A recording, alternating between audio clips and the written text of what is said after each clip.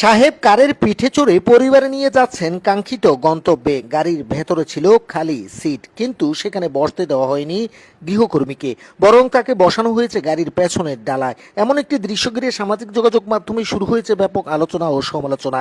অনেকের প্রশ্ন, একজন মানুষকে কেন এমন অমানবিক আচরণের শিকার হতে হবে?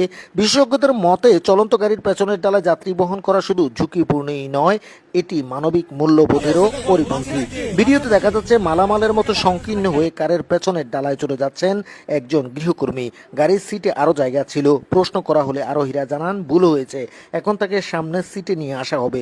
পরিচয় সম্পর্কে তারা জানান, গৃহকর্মী শিশুটি তাদের বাসায় থাকে এবং বাচ্চা দেখাশোনা করে। সংশ্লিষ্টরা মনে করেন, পেশা নয়, মানুষ হিসেবে সবার প্রাপ্য সমান সম্মান ও নিরাপদ যাতায়াত নিশ্চিত করা দরকার। পেছনে যথেষ্ট জায়গা আছে। সামনে নিয়ে বাচ্চাটা কি আমার বাসায় থাকে, বাচ্চাদের সাথে খেলে।